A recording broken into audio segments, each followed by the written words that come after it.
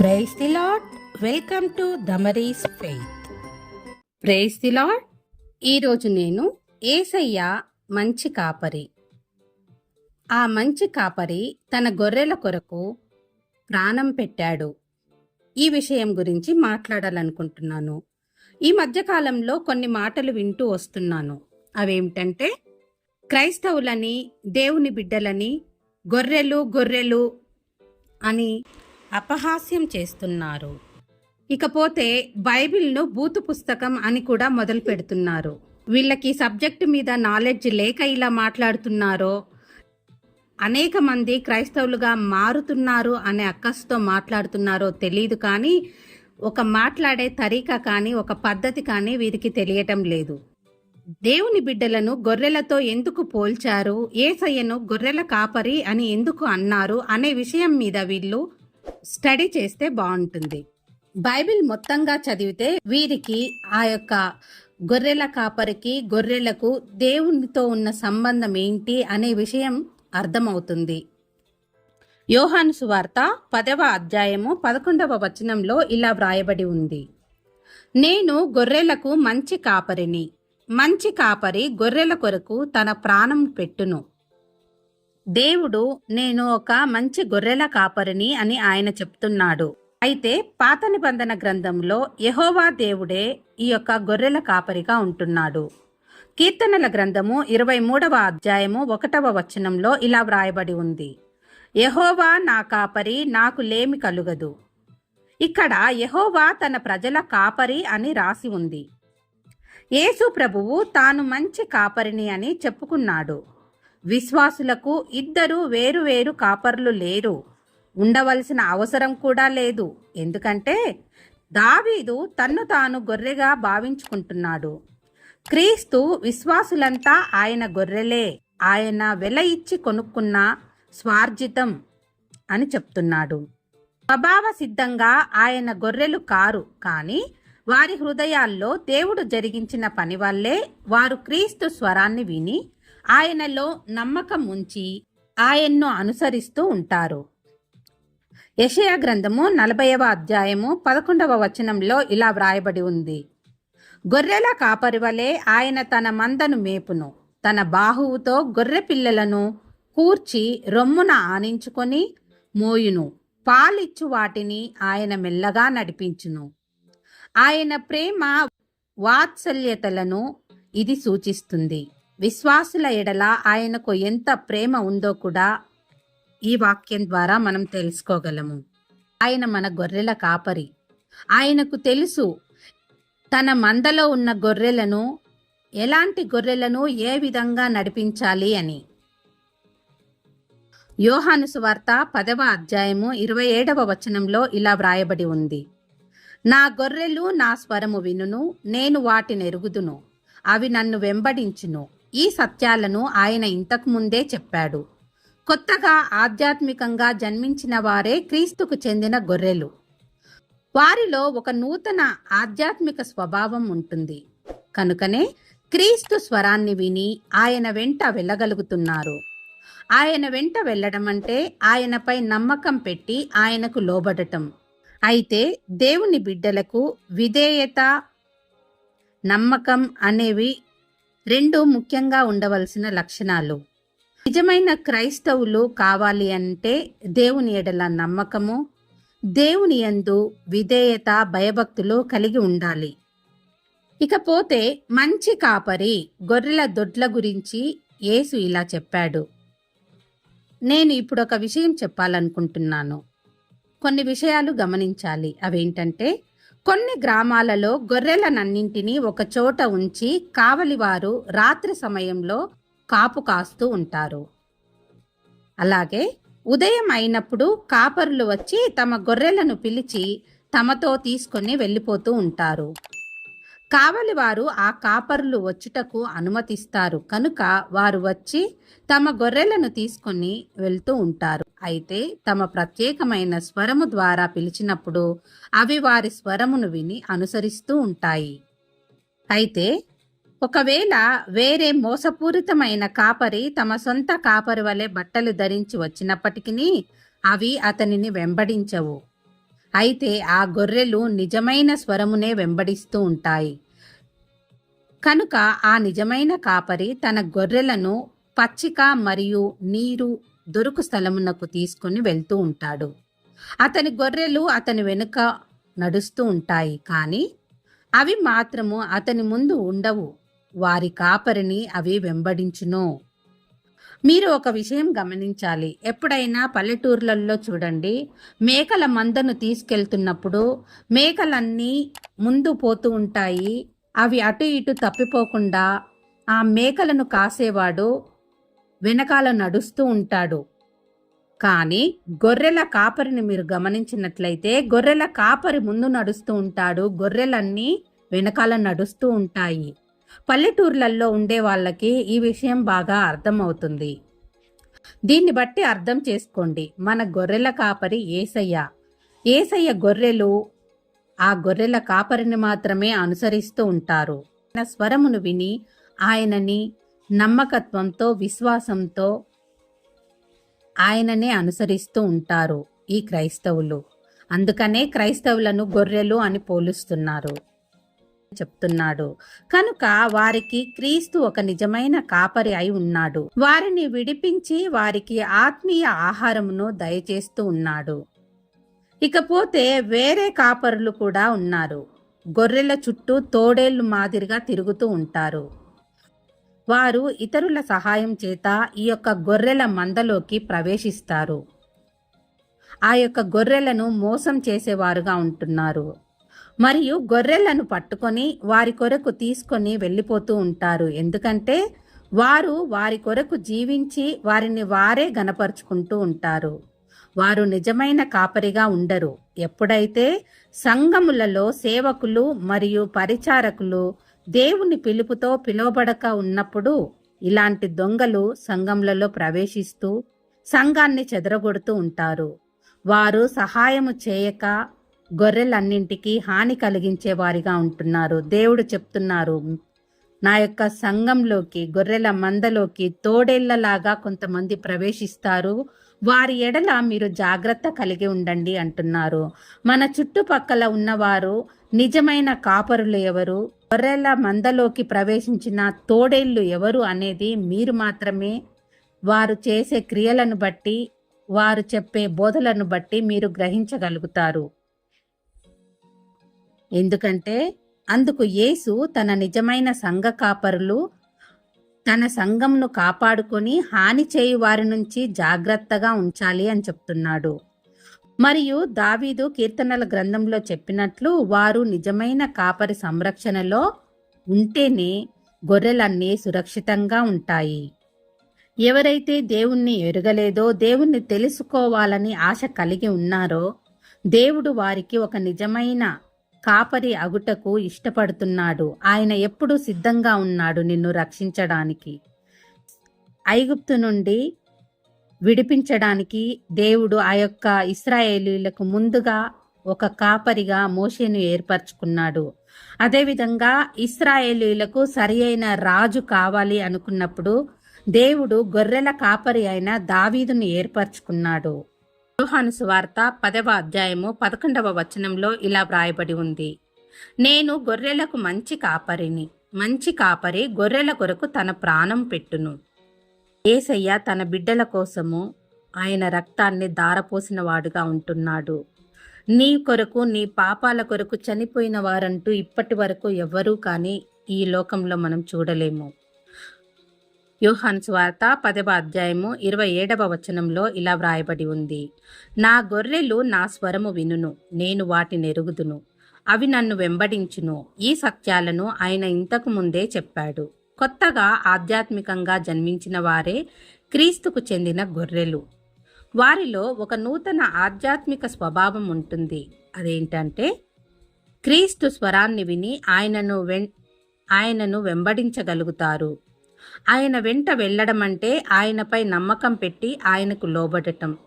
ఆయన ప్రజల జంట లక్షణాలు 2 రకాలుగా ఉంటాయి. విధేయత చూపించటం, దేవుని ఎడల నమ్మకం కలిగి జీవించటం. ఇవి నిజమైన క్రైస్తవులుగా మనకుండవలసిన లక్షణాలు. ఆయన వెంట వెళ్ళడం అంటే ఆయనపై నమ్మకం పెట్టి ఆయనకు లోబడటం. కీర్తనల గ్రంథము 95వ అధ్యాయము 6వ వచనంలో ఇలా వ్రాయబడి ఉంది. ఆయన మన దేవుడు, మనము ఆయన పాలించు ప్రజలము, ఆయన మేపు గొర్రెలము. రండి, మనల్ని తయారు చేసిన యెహోవా ముందు మోకరిద్దాం. ఎందుకంటే ఆయన మన దేవుడు, మనం ఆయన ప్రజలం, ఆయన మందలోని గొర్రెలం. యోహాను సువార్త 10వ అధ్యాయము 1వ వచనంలో ఇలా వ్రాయబడి ఉంది. గొర్రెల దొడ్డిలో ద్వారమున ప్రవేశింపక వేరొక మార్గమున ఎక్కువాడు దొంగయు దోచుకొనువాడునై ఉన్నాడు. ఈ అధ్యాయంలో యేసు తానే దేవుని ప్రజలకు నిజమైన కాపరినని, పరిసయ్యులు దొంగలు, దోపిడిదారులు, తోడేళ్ల వంటి వారని ఆయన చెప్తున్నాడు.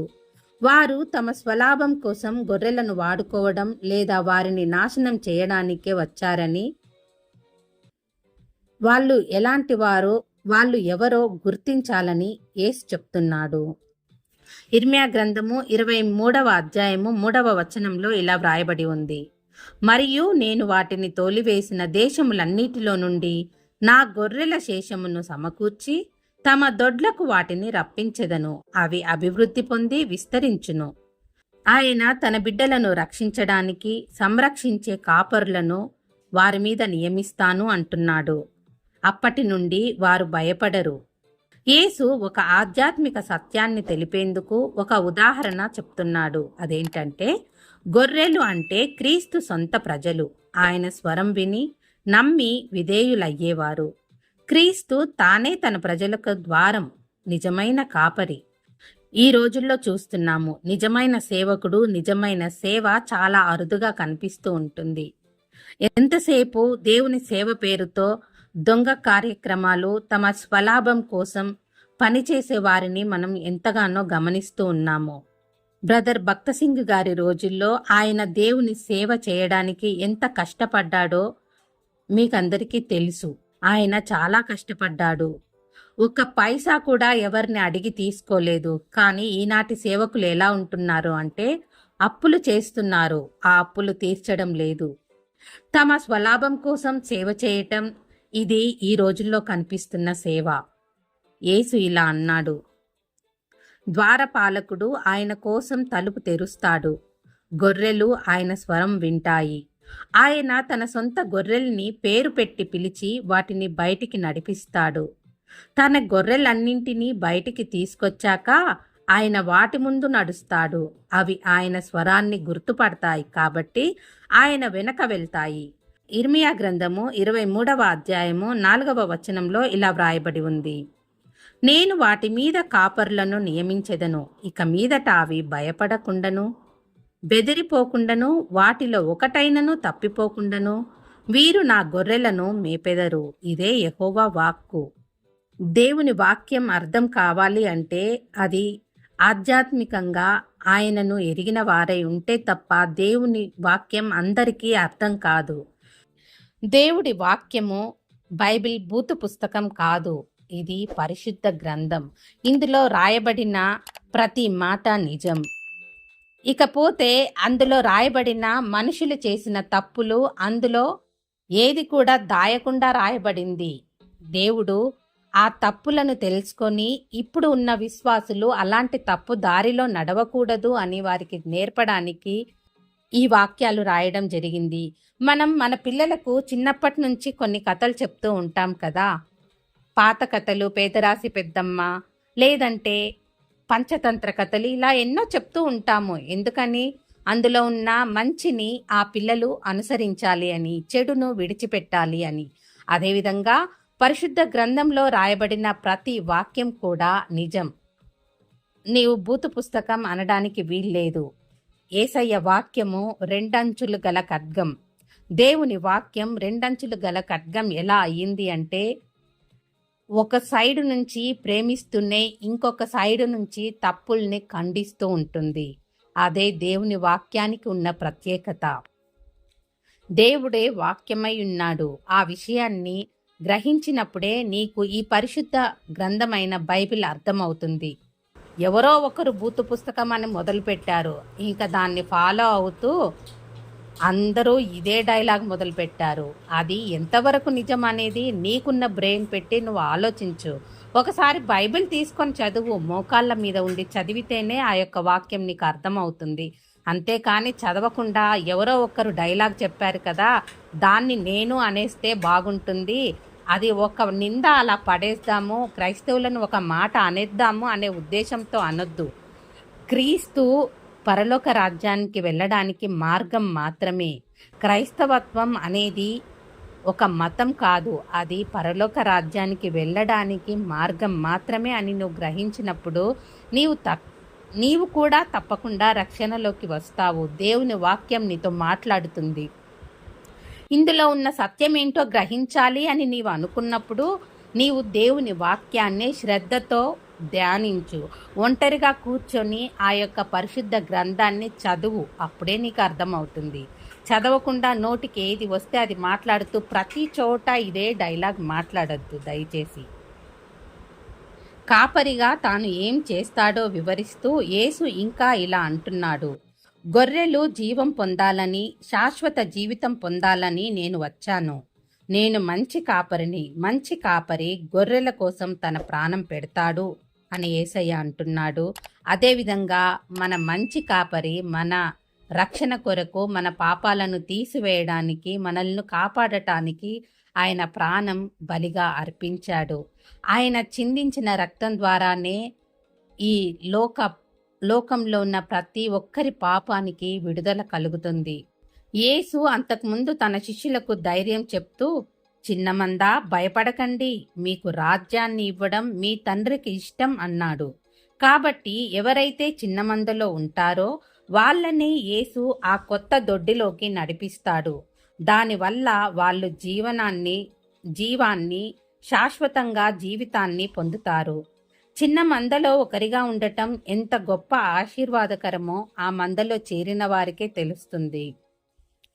దేవుడు తన దొడ్డిలో ఉన్న గొర్రెల గురించి మాత్రమే ఆలోచించటం లేదు, వేరే దొడ్డిలో ఉన్న గొర్రెల గురించి కూడా ఆలోచిస్తున్నాడు. వాళ్ళకి కూడా తన ప్రేమను పంచాలని, తన స్వరాన్ని వినిపించాలని, ఈ గొర్రెలన్నింటినీ ఒకే మందలోకి చేర్చాలని యేసయ్య ఎంతో కోరిక కలిగి ఉన్నాడు. అయితే నీవు నేను దేవుని యొక్క గొర్రెల మందలో చేర్చబడ్డామో లేదో గమనించుకోవాలి. గొర్రెలు స్వభావ సిద్ధంగానే ఎంతో హంబుల్గా ఉంటాయి. అవి ఎవరికీ హాని చేయవు. అలాంటి గొర్రెతో దేవుని బిడ్డలను పోల్చడానికి కారణం ఏంటంటే, దేవుని స్వీకరించిన తరువాత వారు తమలో ఆ యొక్క యేసయ్య లక్షణాలను, ప్రేమ గుణాన్ని, దాన గుణాన్ని అన్నీ కలిగి ఉంటారు. కరుణను, ప్రేమను, జాలిని, దయను వీరు ధరించిన వారుగా ఉంటున్నారు. వీరు ఎదుటివారికి హాని చేసేవారుగా ఉండరు. కనుకనే దేవుని బిడ్డలను గొర్రెతో పోల్చారు. నీవు నేను దేవుని గొర్రెల దొడ్డిలోకి చేర్చబడ్డామా? యేసయ్య మన జీవితానికి యేసయ్య కాపరిగా ఉన్నాడా అని పరిశీలన చేసుకోవాలి. నీ జీవితానికి యేసయ్య కాపరిగా ఉండాలి అంటే, నేడు నీవు ఆయన రెక్కల కిందికి రావాలి అంటే నిన్ను నీవే పరీక్షించుకొని, యేసయ్య నీ యొక్క రక్తం చేత నా పాపాలన్నీ కడిగి నన్ను నీ బిడ్డగా చేసుకో అని ఒక చిన్న ప్రార్థన చెయ్యి. యేసు ప్రభువారు నీ హృదయంలోకి వస్తారు. దేవుణ్ణి నీవు ధరించుకొని ఉంటావు. నీవు దేవుని గొర్రెల మందలోకి నడిపింపబడతావు. అయితే మనం చేసే ప్రార్థన ఇలా ఉండాలి. ప్రభువైన యేసు, దేవుని దగ్గరకు చేరుటకు మాకు నీవు ద్వారమైనందుకు నీకు కృతజ్ఞతలు. మమ్ములను నీ సహవాసంలోనికి పిలిచినందుకు నీకు మేము ఆరాధన చెల్లిస్తున్నాము, స్తుతి చెల్లిస్తున్నాము. నిజమైన జీవితం కలిగి ఉండులాగున మాకు నీ సహాయం దయచేస్తున్నందుకు, నీ యొక్క వాక్యం అనే ఆహారం చేత దినదినము పోషిస్తున్నందుకు, నీ ఆత్మ చేత నింపబడి మమ్మల్ని నడిపిస్తున్నందుకు, నశించిపోకుండా నన్ను రక్షించినందుకు మీకు వందనాలు యేసయ్యా అని మనం ఆరాధించే వారంగా ఉండాలి. రక్షించుటకు నీ కృపను దయచేసినావు, మరియు నీ కృపను మేము పొందినందుకు మీకు వందనాలు యేసయ్యా అని మనం నిత్యం ఆరాధన చేసే వారంగా ఉండాలి. మనము చేయవలసిన మరి ఒక ముఖ్య ప్రార్థన ఉంది. అదే ఇంతవరకు దేవుని దొడ్డిలోకి చేర్చబడని గొర్రెల కొరకు ప్రార్థించు. ఆ యొక్క వేరే గొర్రెలు కూడా దేవుని స్వరము విని దేవుని గొర్రెల మందలోకి చేర్చబడాలని, దేవుని రాజ్యానికి వాళ్ళు కూడా వారసులు కావాలని నీ యొక్క ప్రార్థనలో జ్ఞాపకం చేసుకో. నీ స్నేహితుల గురించి కానీ, బంధువుల గురించి కానీ, నీ చుట్టుపక్కల ఉన్న వారి గురించి కానీ, వారి రక్షణ కొరకు నిత్యం ప్రార్థన చేయి. దేవుడు ఈ యొక్క వాక్యంను దీవించునుగాక. ఆమేన్. Praise the lord. ఇంతవరకు ఎవరైతే సబ్స్క్రైబ్ చేసుకున్నారో వారందరికీ నా ధన్యవాదాలు. ఇలాంటి మరెన్నో వీడియోస్ కొరకు please like and share, subscribe my channel. Thank you. Praise the lord.